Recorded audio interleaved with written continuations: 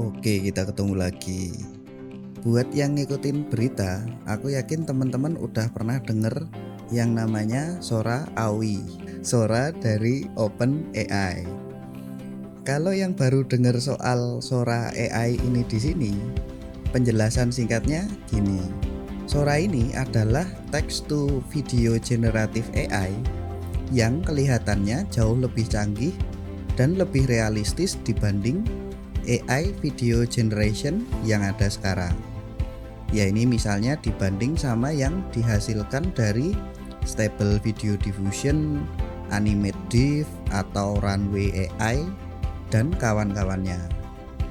Teman-teman juga bisa lihat sendiri contoh-contoh videonya di layar ya. Sayangnya ya meski banyak media atau influencer yang kayak terpesona banget sama Sora, jujur aja aku enggak se-hype itu sama si Sora ini. Ya mungkin nih kebanyakan media sama konten kreator itu kan emang cuman sebatas nyari topik-topik yang lagi tren tanpa pernah nyobain sendiri prakteknya kayak apa. Di sisi lain, aku bisa bilang enggak segitunya terpukau sama Sora AI ini karena aku udah generate ribuan gambar pakai Comfy UI ya dan model-model SDXL ya. Aku juga udah mainan AI voice generation dan aku juga udah nyoba-nyoba sendiri AI video generation yang open source. Ya ini misalnya kayak Animate Diff atau Stable Video Diffusion. Sebelum salah kaprah ya, aku pesimis sama Sora AI ini bukan karena kualitasnya. Kualitas videonya sih memang sudah bagus dan realistis banget. Selain itu menurutku ya kualitas video-video yang dipamerin sama OpenAI itu ya memang udah possible. Maksudnya video-video yang ditunjukin itu harusnya sih bukan terus bohongan juga ya. Tapi nih ya, yang bikin aku pesimis itu lebih ke soal aksesibilitas atau mungkin lebih tepatnya soal harga. Sekarang gini, kita ke konsep dasarnya aja deh ya. Video itu apa sih? Video itu kan sebenarnya gambar-gambar yang dijejerin berurutan, jadinya kelihatan kayak bergerak. Nah, berarti nih kalau ada video yang speknya 30 frame per second, berarti di setiap detik video itu ada 30 gambar yang disusun berurutan. Kalau video 30 fps tadi durasinya 4 detik, berarti totalnya ada 120 gambar yang harus dihasilkan. Kalau di PC ku ya, yang mungkin hitungannya kelas menengah kali ya, meskipun sudah agak jadul, aku bisa generate satu gambar dalam waktu 135 sampai 175 detik. Itu tadi pakai Comfy UI dengan model realistic stock photo ditambah face detailer dan upscaler. Jadinya hasil gambarnya ya resolusinya ada di 2048 x 2048. Itu tadi baru satu gambar ya. Berarti nih kalau kita mau generate video 30 fps yang durasinya 4 detik, hitung-hitungan kasarnya ya, berarti aku butuh waktu 16.200 detik alias 4,5 jam. Itu tadi hitung-hitungan kasar aja ya. Kalau misalnya resolusinya 2048 x 2048 plus pakai face detailer. Kalau dari aku nyoba sendiri pakai Animate Diff di Comfy UI, aku bisa generate satu animasi yang durasinya 2 detik dalam waktu 66 detik dan animasi yang durasinya 4 detik dalam waktu 170 detik. Tapi yang jadi masalah adalah animasi tadi resolusinya masih 512 x 512 dengan 8 frame per second. Sedangkan kalau aku nyoba pakai Stable Video Diffusion, aku bisa dapat satu video yang durasinya 2 detik dalam waktu 6 menit. Videonya ini resolusinya 1024 x 576 dengan 14 frame per second. Lah kok malah jadinya hitung-hitungan? Ya ini aku kan pengen nunjukin aja seberapa berat beban komputasi buat generatif image, khususnya kalau kita ngomong soal gambar dan video. Gimana kalau kita bandingin sama AI voice generation? Kalau di desktopku tadi dan aku pakai Edge text to speech di Applio RVC, aku bisa generate narasi selama 7 menit 22 detik dalam waktu 1 menit 24 detik.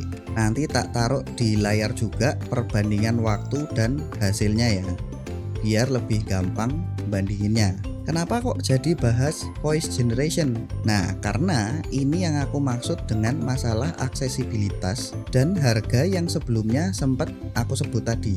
Kalau ngomong AI voice generation ya, salah satu hasil yang paling bagus sekarang itu adalah yang dari Eleven Labs.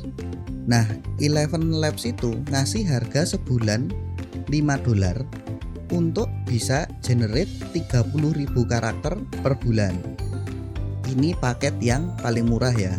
Kalau kita lihat perbandingan beban komputasi dari voice generation dengan video generation tadi, kebayang nggak sih berapa selisih harganya yang harus kita bayar kalau misalnya Sora AI nanti beneran dirilis?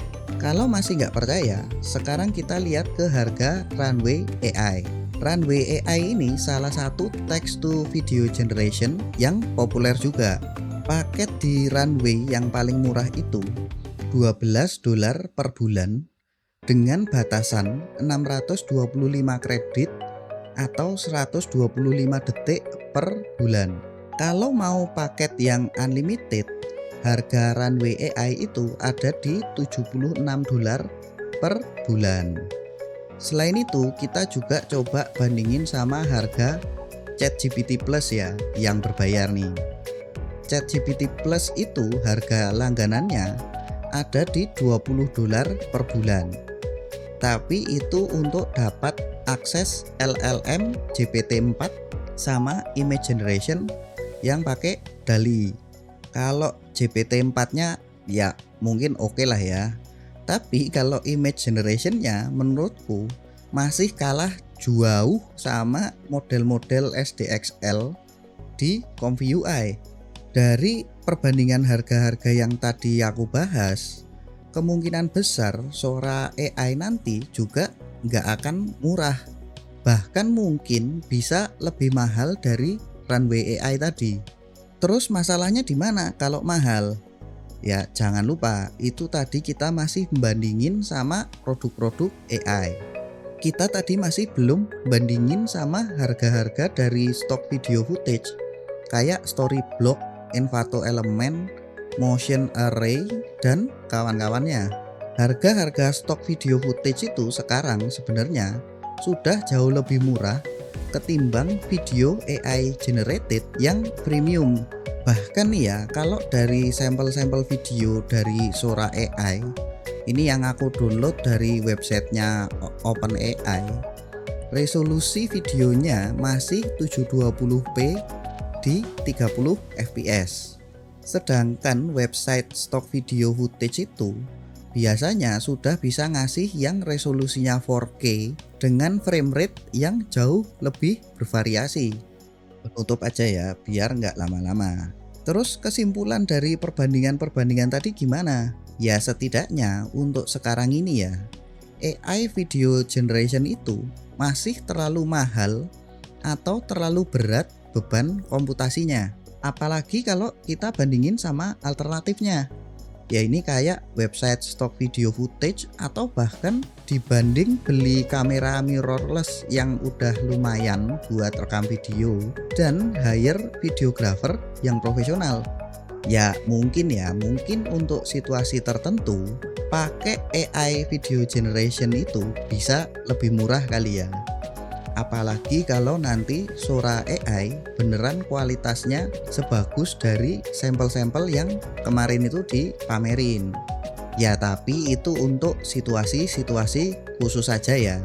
Misalnya nih, kalau mau bikin footage video di luar angkasa, video dengan setting fantasi, atau video dengan objek-objek spesifik yang tidak bisa didapatkan dari stok video footage atau terlalu mahal dan ribet untuk kita rekam sendiri. Kalau untuk kebutuhan yang lebih mainstream ya, aku sih kayaknya masih pesimis dengan AI video generation, termasuk Sora dari OpenAI. Ya ini setidaknya kalau kita lihat kemampuan hardware yang ada sekarang. Karena faktanya ya, kemampuan hardware buat generatif AI itu yang jadi faktor utama.